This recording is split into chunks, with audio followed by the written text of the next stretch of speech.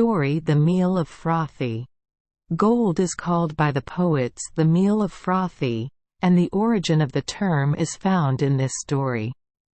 Odin had a son named Skioldr who settled and reigned in the land which is now called Denmark, but was then called Gotland.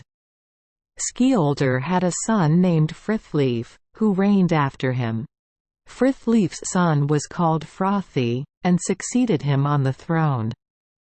At the time that the Emperor Augustus made peace over the whole world, Christ was born, but as Frothi was the most powerful of all the monarchs of the north, that peace, wherever the Danish language was spoken, was imputed to him, and the Northmen called it Frothi's peace. At that time no man hurt another, even if he found the murderer of his father or brother, loose or bound. Theft and robbery were then unknown, insomuch that a gold armlet lay for a long time untouched in Gyllengersheath.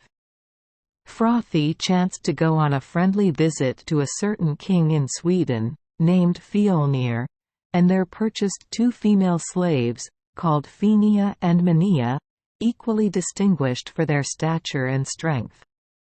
In those days there were found in Denmark 2 quernstones of such a size, that no one was able to move them, and these millstones were endued with such virtue, that the quern in grinding produced whatever the grinder wished for. The quern was called Grati. He who presented this quern to Frothi was called Hengekajapter, hanging chops. King Frothi caused these slaves to be brought to the quern, and ordered them to grind gold, peace, and prosperity for Frothi. The king allowed them no longer rest or sleep than while the cuckoo was silent or a verse could be recited.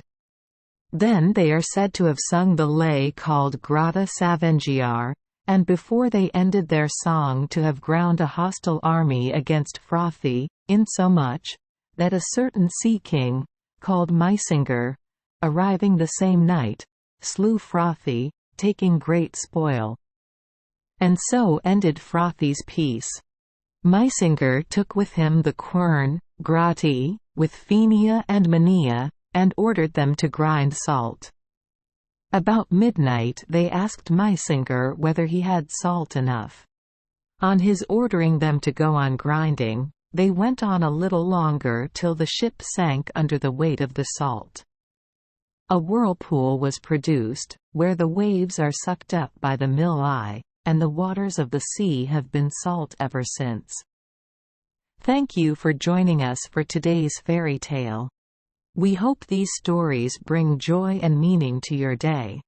If you love our channel, please hit the subscribe button so you won't miss any exciting tales. Wishing you a good night and sweet dreams. See you in the next story.